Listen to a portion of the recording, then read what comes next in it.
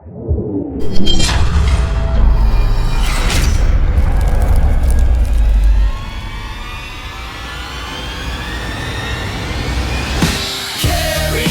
Chatty counter. Kerry, the KLB founder. Kerry, no one can doubt her. Chatty counter.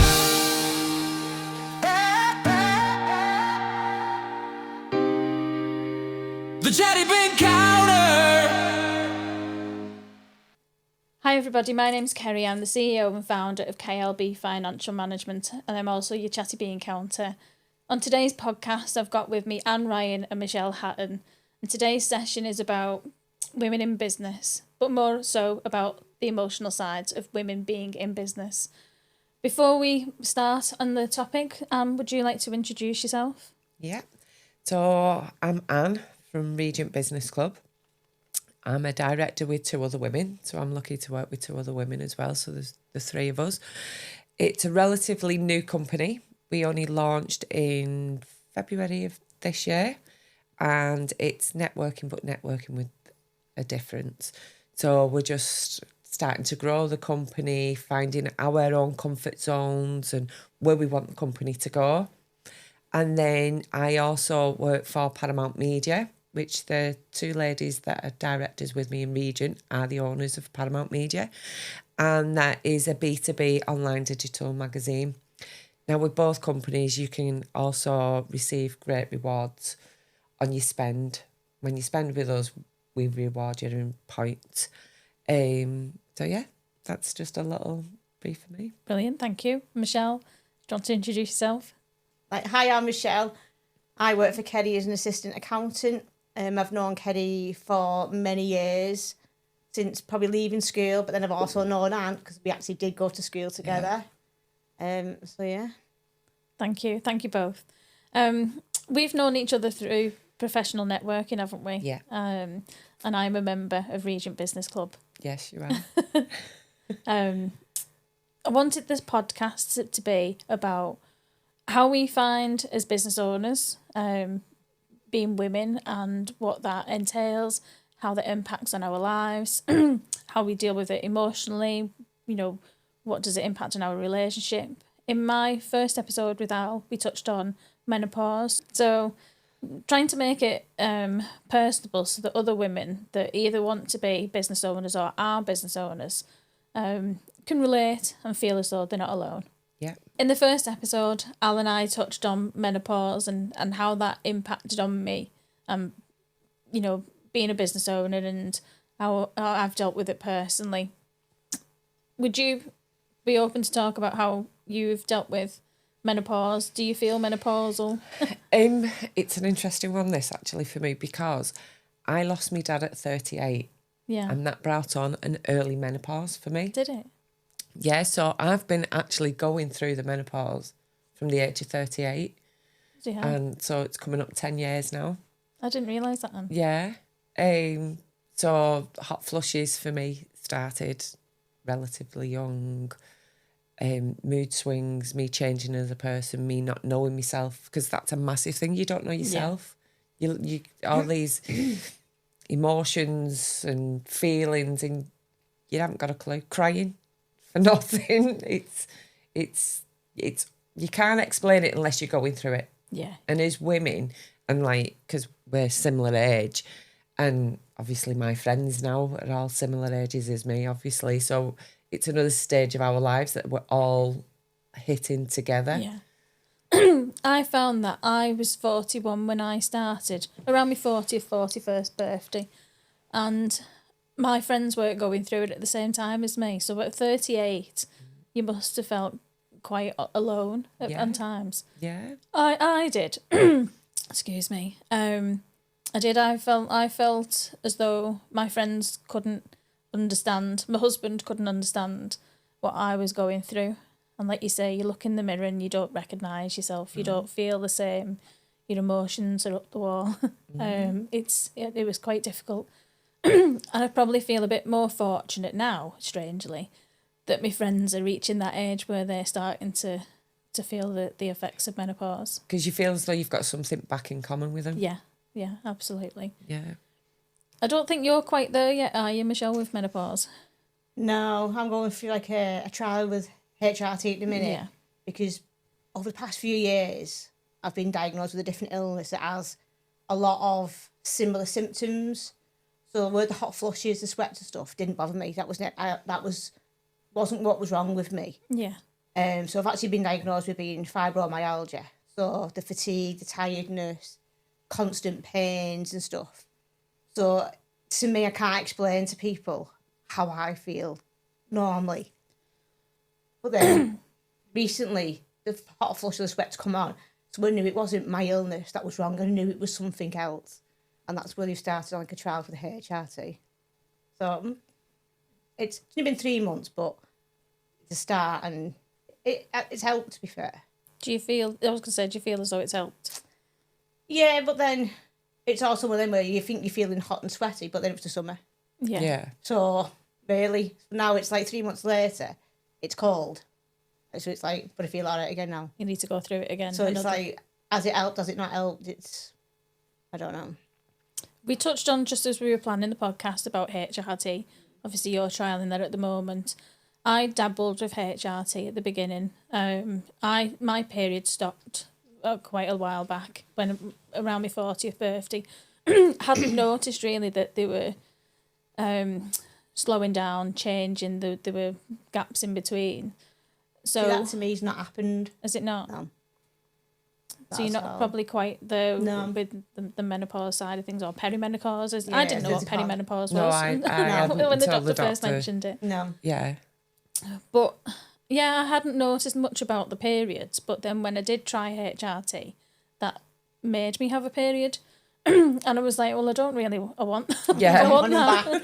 Because Why I would you want 'em suffered back? quite a Yeah. lot with periods and period pains and things like that. And I thought, well, I don't want to bring them on if I don't need them.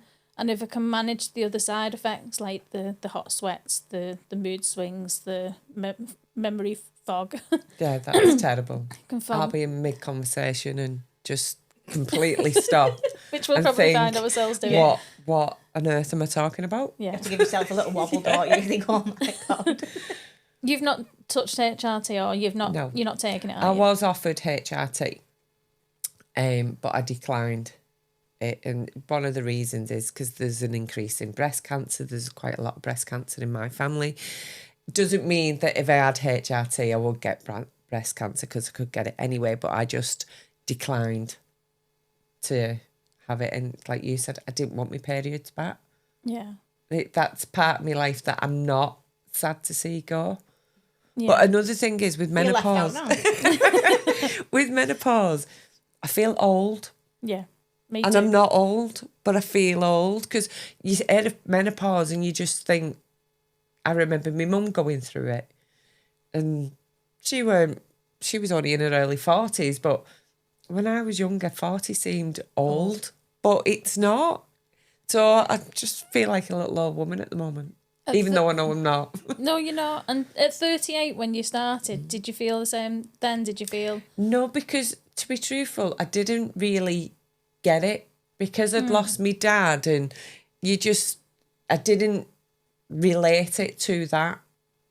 I just did you not? thought it was grief, stress, and it turned out it brought on an early menopause. So I've not had a period since I was 38. That was the last time I'd had my period.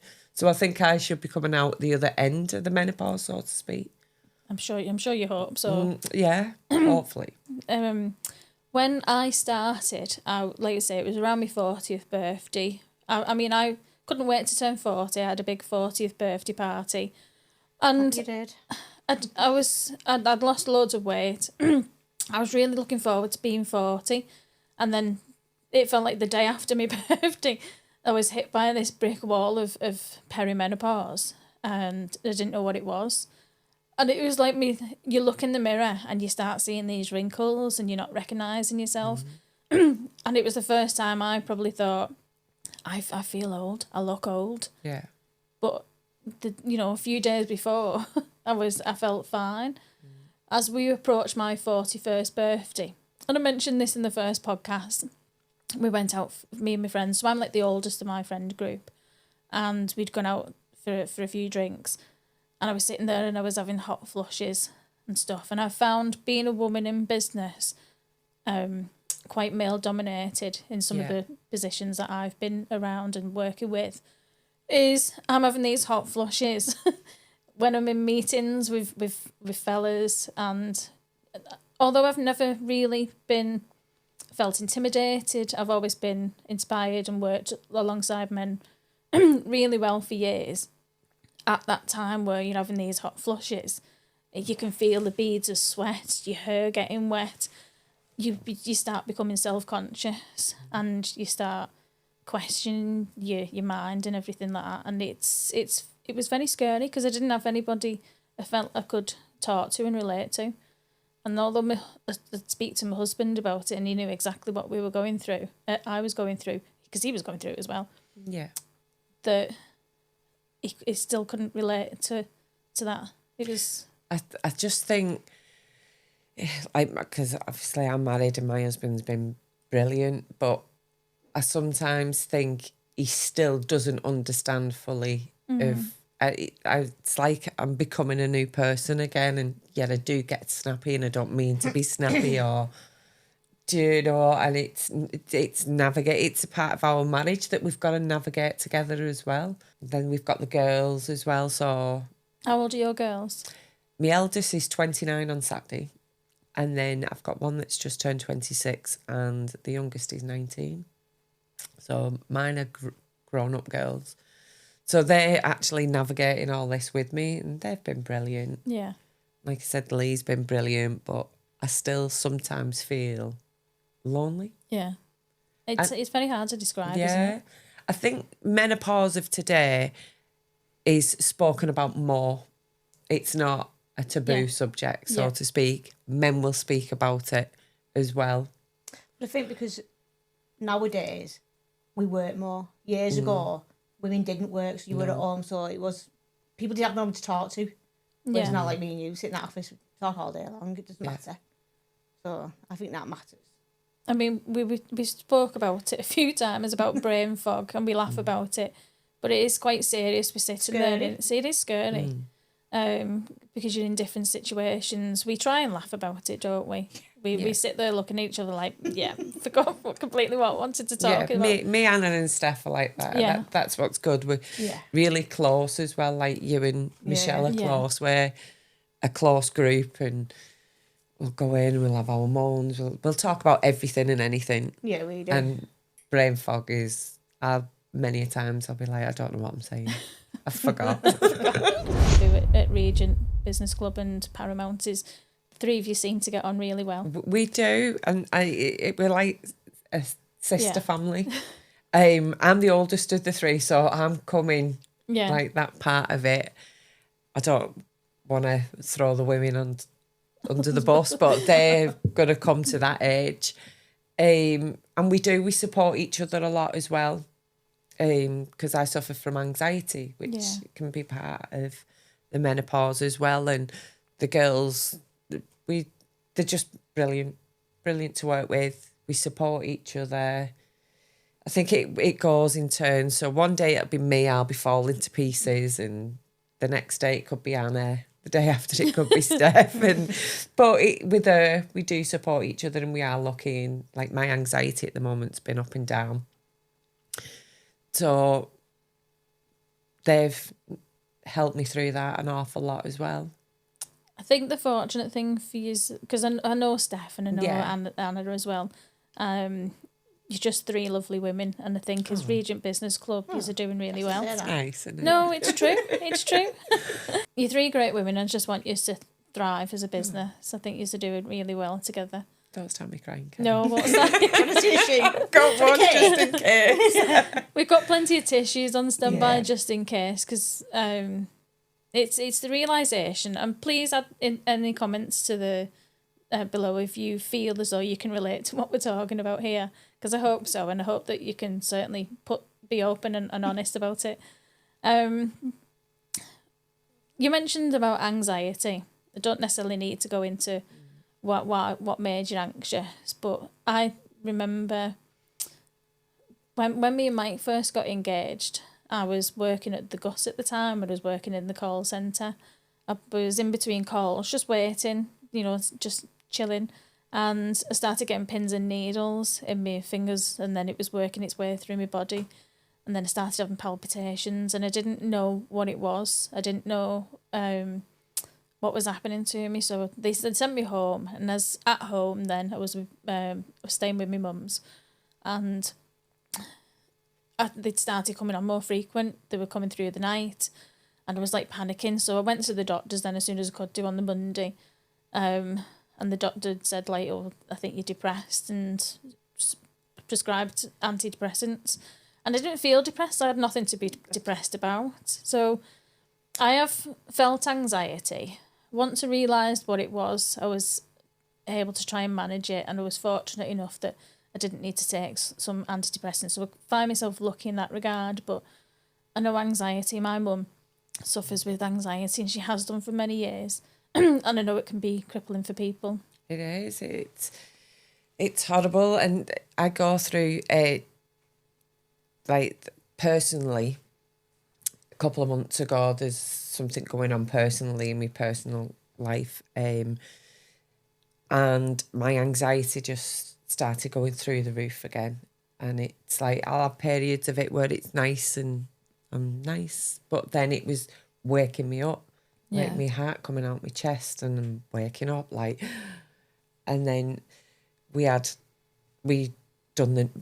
launched Regent at the beginning of this year. So the run up to that, your anxiety goes further up. Are we doing it right? Is people going to come to the launch? And so on and so on. And then I've got my youngest daughter's in university, so I'm worried and anxious about her because she's in Scotland. Yeah. And then my eldest daughter, she's autistic, so she's at home. So I'm worried, like, am I taking... Yeah, and then my middle daughter, she works at the Royal Hospital. She works between the Royal and Broad Green, and getting her back into work and making sure I'm at home, and just everything can build up my anxiety. But like I said, sometimes I'll go through periods and it's just really nice. But after one thing after another. But I'm also a born worrier. Oh, yeah. I worry if I've got nothing to worry about because I'm worrying. Why I hate worrying. I know that doesn't make sense. It does make sense. But I'm terrible for it. I just worry, or the worst case scenario I think of in my head, and he's like, and you need to stop that. You're going to put yourself into an early grave. But I think as women... Have you suffered with anxiety before? Not really. I think because we're being on my bad ill days, I'm really ill. So when I feel well, and when I'm able to get out the house and do me normal life, I need to be normal. I need to feel and portray to people that I am normal. So it's like, I've got 2 kids at home, and then my eldest got her own house, 2 granddaughters. So you got to make sure when you're well that everyone sees you to be well. You do what you can when you can, because you don't know what tomorrow's going to be. Yeah. So as much as you say you're looking in a mirror, you don't see yourself. It's like sometimes I just don't get even to see a mirror. Yeah. I mean, it's just, I have to take each day when I wake up, see how my body is, and that's how my day goes. That's how your day goes, isn't it? That's how I have to live my life. We're quite lucky because your workload and the stuff that you do at work, we can work around your health, can't we? Yeah. I think the good thing with me is when I was ill and I was going through the whole 2 years of being diagnosed, I was with you. So you've gone through my whole journey with me. You've understood every part of it with me. So then to have you as my boss, as a best friend, has helped, because on the days where I'm not too good and I can't come in, I'm able to stay at home in pyjamas and get my laptop, stay in bed, and I could do what I need to do and not have to ring in sick somewhere. But I have to explain myself to someone. I could just send a message, say, "Can you stay at home today?" And it's fine. I mean, it's like, that helps not being pressured into needing to be somebody I'm not either. So and that probably takes a lot of worry off you as well, though. Yeah. So if I worked somewhere else, it wasn't for Kerry, but if you had like a job where it's like a retail job or something like that, you'd have to keep ringing in sick. Yeah. You couldn't do what you did at home. So I am very fortunate that I am in the position I am. So the anxiety side of things, the worrying side, I try not to feel, because I know Kerry is acceptable of how I am and who I am, isn't it? Yeah. That's I good hope that so. you- Anyway. No, I know you think I'm taking the piss. Like, sorry. that's all right. Yeah, please. Yeah. Because your mum suffers as well, doesn't she, with Yeah. fibromyalgia? So you've seen how it's affected Yeah, her, yeah. and you can obviously relate to how she's been feeling over the years. And you do have those up and down days, don't you? Yeah, absolutely. It's like, but everything you do is an up and a down day. Like, we can make all the plans in the world. Like, us as a gang of 6 girls trying to make plans for Christmas. just one evening together turned into a nightmare. So, like I say, I can make all the plans in the world. Doesn't mean I'm going to be there. But if I don't make the plans, I've got nothing to look forward to. Yeah. And then that causes you worry, anxiety, because you think everyone's going out and everyone's living a life without me. Yeah.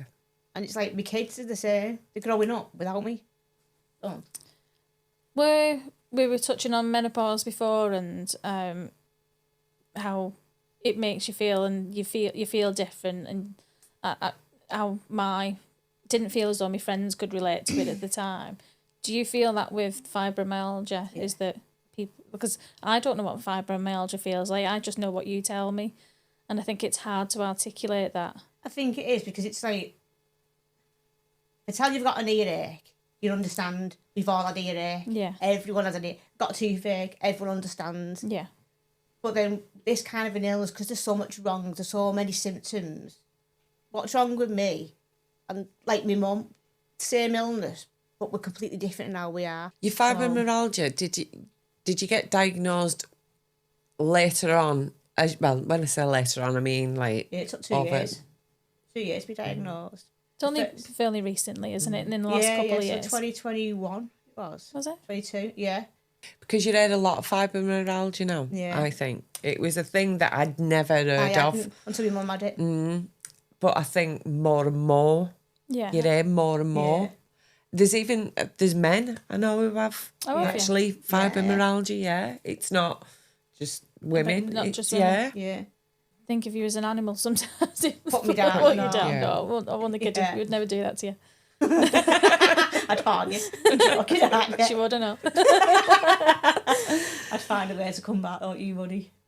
How do you manage your anxiety at the minute then? It's a lot of it is what's going on in my life at that moment in time as Yeah. well. So at the moment I'm waiting to go and have me other ECG on, and then we'll probably talk. I tend to stay away from medication if I can. So at the moment I am taking lion's mane, Oh yeah. ashwagandha, I think Yeah. they're called, magnesium. I've also started collagen. Collagen. Yeah, don't everywhere's you start Teddy on starting. that. Everywhere starting I to start sag. it every week and then forget it by the end Well, of the week. I did. So this morning I took 7 tablets, but they're all like natural. I think I'm turning into my nan, because my nan used to take like cod liver oil and garlic tablets. Well, I won't. We still take them. Me And like. we've got all these tablets now over morning, and I'm taking them, but I'm trying to stay off medication from the doctors, because the stuff they give you anyway, you end up addicted to, or Yeah, there's other side yeah, effects. the to it, side isn't there? effects could be anxiety. Well, why are you giving me them? Because I've got anxiety, and then you don't know. So at the moment, I'm thinking: is it anxiety? Is it menopause? Is it just life in general? Now, I know, obviously, because I'm a member of Regent Business Club. I never see any of this anxiety yes. or stress or anything when it comes to our networking. So how do you deal with the day-to-day stuff then? Does it impact on you? Do you know what? Going to work Helps. is a relief, just from just getting out the house. Yeah. If I'm sat at home, if I was sat at home not working, I'd probably go insane with it. Because it gives me more time to think and get worked up over stuff. Yeah. So actually getting up and going to work, I enjoy it. And then I've got Anna and Steph there, and we'll have a laugh and we'll work and we'll get on with our business. But we'll have our moans and all that, and everyday life. So I actually going to work helps me, if that makes sense. It doesn't inhibit you at all. No, unless I'm really, really bad, and then, but that's like not where I can't. The That's girls nice. are really Yeah. which I'm lucky to work with two women, like you are with Kerry. We tend to help each other and understand each other and stuff like that. Because I think a working mum as well, life is just so hard. Yeah. Like when my kids are older now, but when my girls was little and they was ill off school, it'd be me that'd Yeah. have to take time off work. Any school holidays, it'd be me that have to Try and sort out childcare or juggle the kids. Like, oh, such a body's going to have him today, and do you know what I mean? Which, no, nothing against Lee, but Lee wouldn't even know when the kids had broke up or not broke up. Do you know? And I think I'm not saying all women, because I don't want to get a load of backlash from men, but I think the majority of women take care of that side of life as well. It's funny though, I say it's funny, it's not funny at all. I don't have any children, so I don't have those pressures added on to anything that I've gone through from a health or menopause point of view. How do you cope with that, Michelle? Because you've got kids and grandkids. Do they understand? Does it add to the pressure? I wasn't ill when the kids were younger, when they were more of need. So now they're more understanding. They're more of a help than a hindrance. Yeah. If that makes sense. I mean, obviously, the kids are not bad kids. No. But they're not where you can't tell them what's wrong and they don't understand. Yeah. So they look after themselves. With your husband, Dan, being the only male in the house, how was he managed over the years, particularly when you've been menopausal? Do you know what? He's been... I'm trying to... Because he'll probably watch this. So I'm trying to think... No, he's been great. Yeah. He has. He's been great. Don't get me get a wrong. choice. We've had our ups and downs and things like that. And it's part of... He's navigating this with me, so it's all new to him. And like you said, he's the only male in the house, so he should understand women really, really well. Really well, because his mum and dad split up when he was 14, so he lived with his mum and sister, so he's gone from that house with his mum and his sister to my house with me and our three girls. So yeah, he should be able to understand women quite well, and like I said, he has. He's been great. I would hope to say that at the minute, because some of my stronger symptoms from menopause have subsided a bit. It was a challenge initially to try and articulate how you feel, because as soon as I try and think about it, I just start crying. And I was always quite hardy. My mum would always say, "You're dead hard." I wouldn't cry at Lassie dying or anything, like dogs dying. No, she did. Poor Lassie. Poor Lassie. But sad films had come on, and my mum would say, "You're too hard. You got no emotion." And it used to be like that. But the menopause completely changed that. And you'd only have to look at me sideways and in the sad face, and I'd start crying. I think that's hard, because you will cry at nothing. Yeah. And you don't know why you're crying. Yeah, and I'd be saying that to Mike. I don't know why I'm crying. And it's hard to explain, because it's like, well, you must be crying for something, but you just don't. You feel so down, sorry for yourself. Yeah. It's like, again, because you can't identify who you are. Yeah. And it's hard because you could have everything going for you in life. You could be in the happiest place, in the best state of your relationship and your children and your job and everything like that. But at the same time, you've got these emotions that are just being pulling away, and you're just thinking, like you say, you don't recognise yourself, and I just find that a challenge. It put strains on mine and my husband's relationship, I'd say, in the early part of it. And I'd be trying to say to him, read this book or watch this programme, or, about what menopause is, for instance, to try and have him to understand. We've got friends who have had illnesses, they've had cancer, and when certain therapies will put you straight into the menopause. Yeah. And, to be put full-blown in menopause, I'd find completely challenging. At least I feel like I gradually moved into it. it's been years now since I've been in menopause. And I don't know whether I'm coming to the end of it or whether I've got another Well, 5 or 10 I'm years thinking to I'm come. coming to the end of it, but I don't know. I don't know. I don't know. When do you know? I don't know. That's what I mean. I don't know. It's a thing that we're all women go Who through, knows? but how do you know? I've read somewhere, is it 10 years? I don't know. 10 years? I really Yeah, don't I've know. got 9.5 to go. I don't know.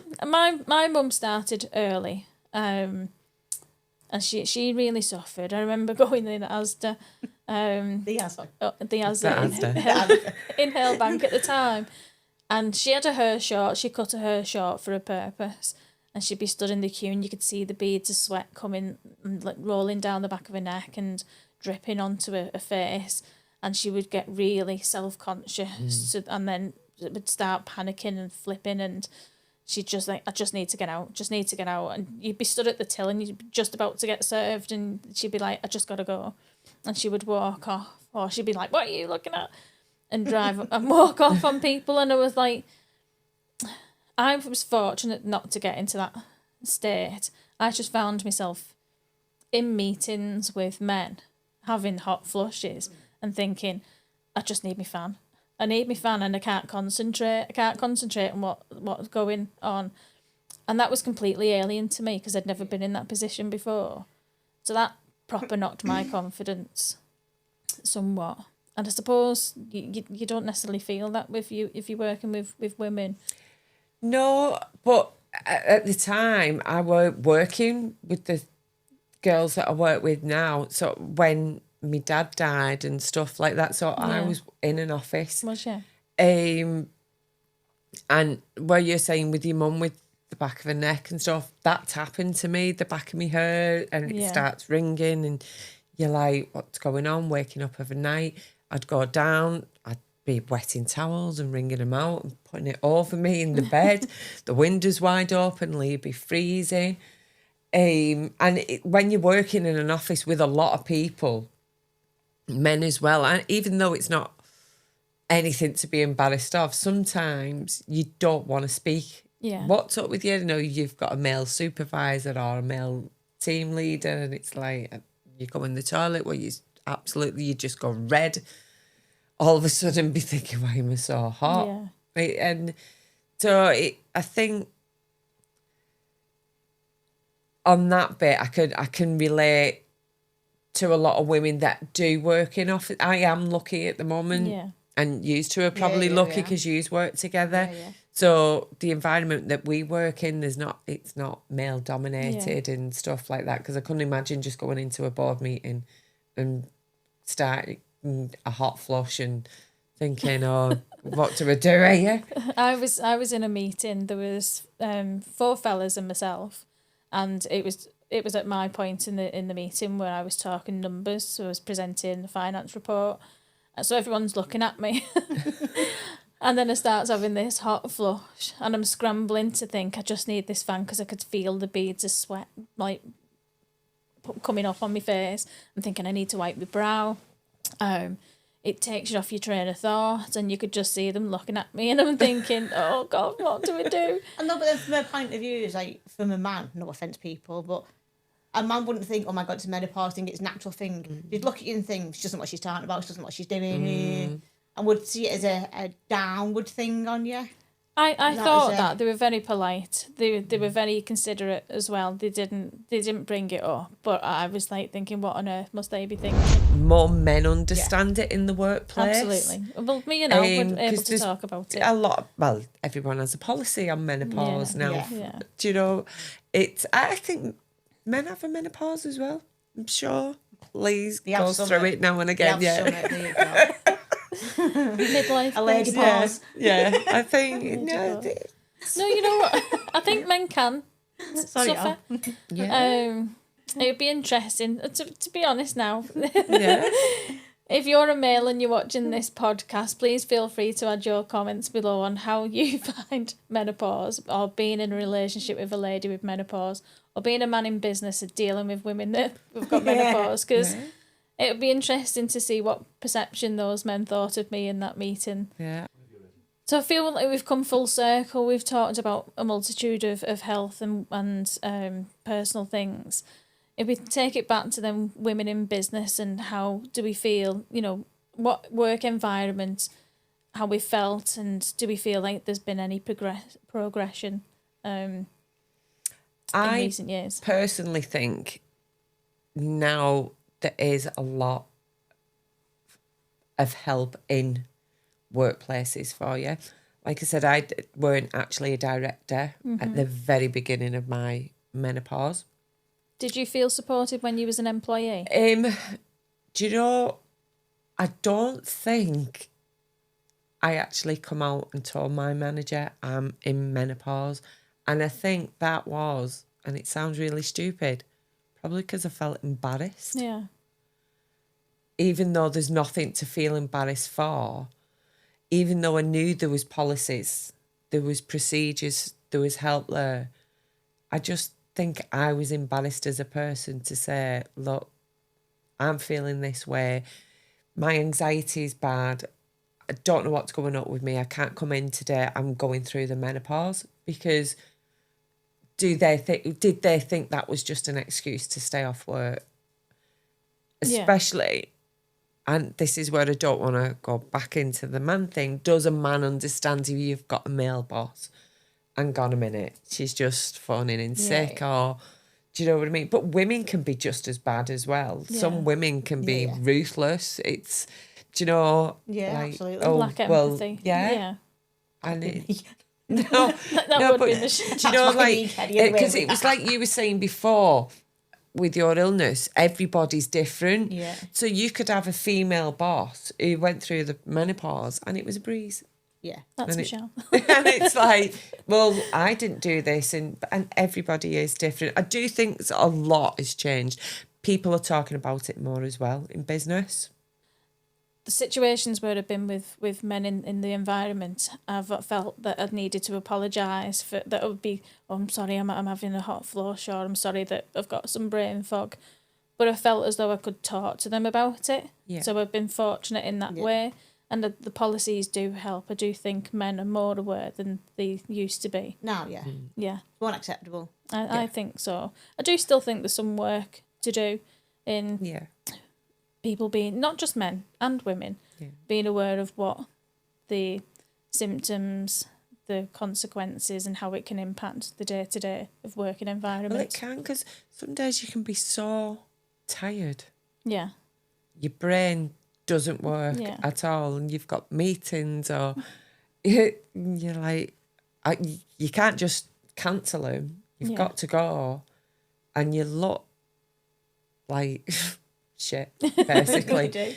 And do you know what I mean? Yeah, you've But I think absolutely as you see feel it. more women in business nowadays, in top positions. Yes.